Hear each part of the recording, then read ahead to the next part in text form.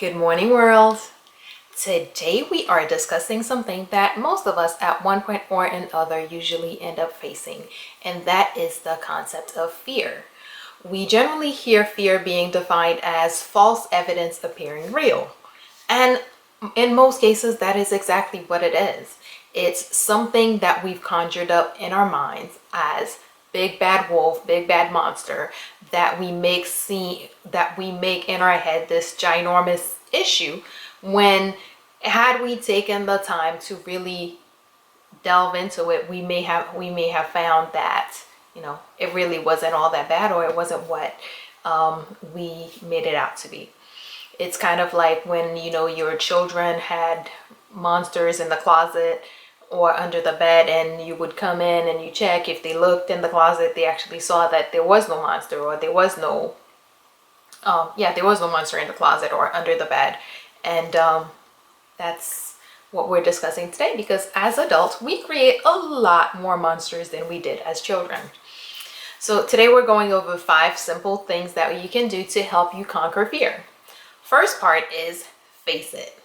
You can't fight an enemy that you are denying exists.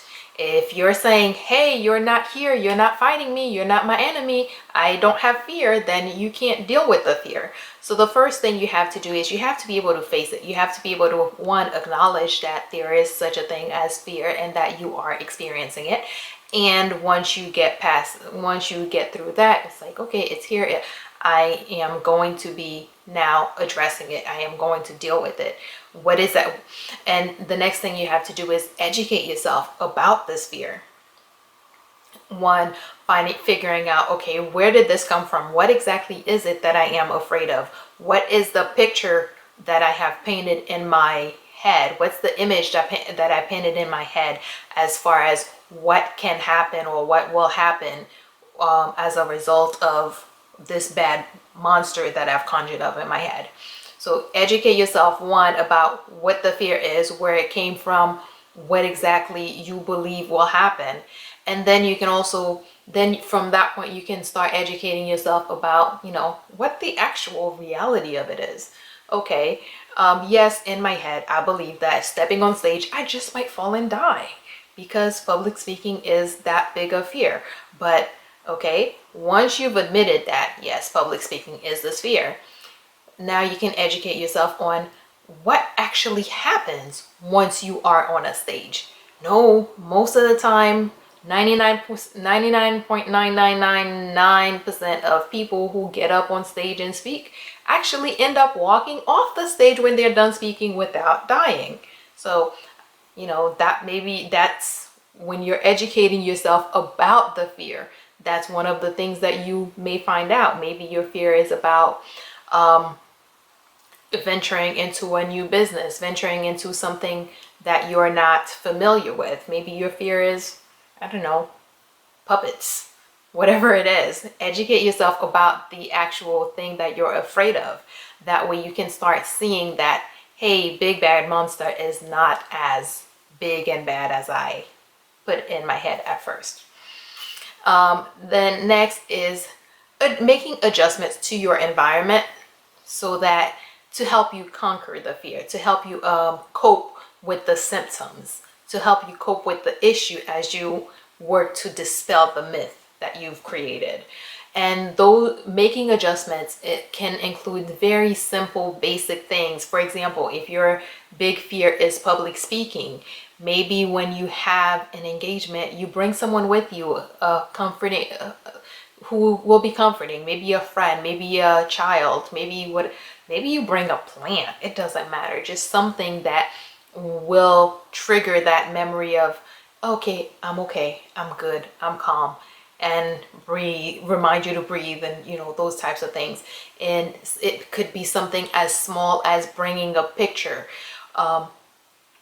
When looking to conquer different fears, it helps to have an image before you that gives you that motivation, that reason. Why am I even bothering to risk almost certain death by trying to challenge this fear? I could die if I walk up on the stage. Why am I even trying? And then you have that image of, hey, this is where I want my business to go. And in order for my business to get there, I need to be on the stage. And therefore, I might have to actually risk death by stepping on a stage. And of course, next week, you'll have to do it again because today you happened to step on the stage and you walked off after you were done speaking.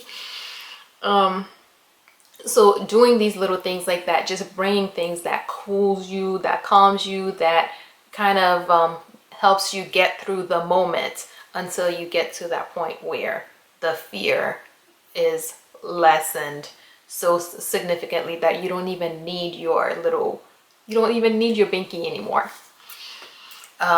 Next is reality shaping, and that goes right with that whole adjusting your environment part.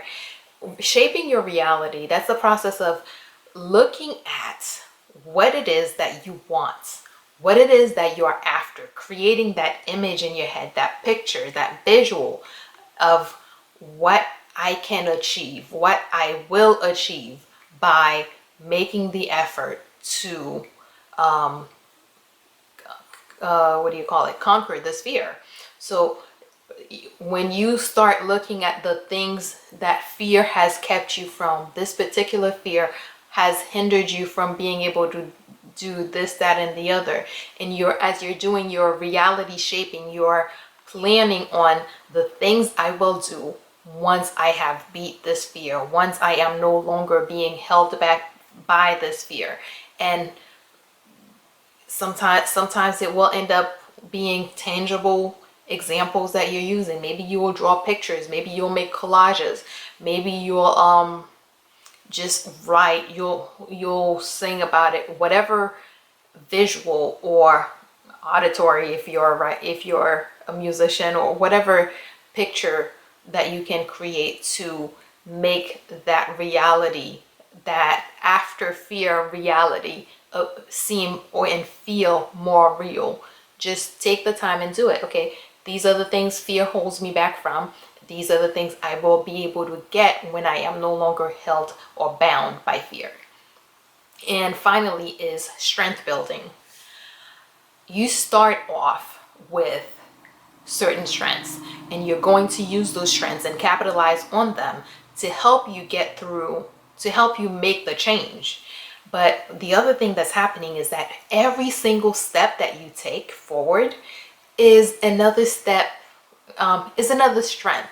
It's another tool in your box, and should make you feel and should tell you how much more powerful than that fear you are. So it's something that you can look to whenever that moment of doubt comes in, whenever it feels like the fear is creeping in and trying to overpower you and say, you know what, sit down, you can't be on the stage. And you get to look at these strengths, these steps that you have taken, to look at them and say, hey, you know what, if I could do that, maybe I can do this. If I can do that, then I definitely can do this. So your strengths, it's kind of like these little pebbles. Every step you take is going to be another pebble added to your little toolbox that's going to anchor you, so that whenever that false evidence is appearing as reality in your head, you go into that toolbox and you know, okay, these are actual evidence. These were actual things that happened that I saw the results for. So using that method, then you can like, okay, yeah, I can do this. So these are my 5 little tips. There are a lot more things that you can do, but you know, I like the number 5. So these are my 5 little things that you can do to help conquer fear. 1 is face it. You have to acknowledge the enemy if you want to fight it. And 2nd, educate yourself, because the more you know, the more you will realize that whatever it is that the big bad wolf may be a cute little puppy. Adjusting your environment as you go through, as you work on making the change, you adjust your environment. You put things in there in your environment to help you cope, to give you that extra boost until you get to the point where the fear is no longer an issue.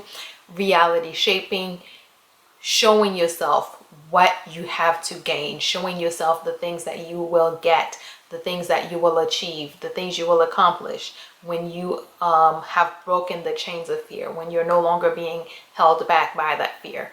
And strength building, continuing to look at every step as a positive, every step as another pebble in that box that will anchor you, so that when these false evidences appearing as reality strikes, you can, go back to that toolbox and say, hey, you know what? If I can do this, I can do that. So that is all we have for today. We're still continuing with Mental Health Awareness Month. So that was one part of my little thing of fear being one of the issues that a lot of people deal with. So I wanted to make sure I address that and continue to spread the word and be good neighbors and be good friends, and really paying attention to both your own mental health and caring for your own mental health, and being there and being a support for other people in your life who may be having or experiencing certain mental health issues. Alrighty, cool. So that is all we have for today. Good morning, world. Have a great day.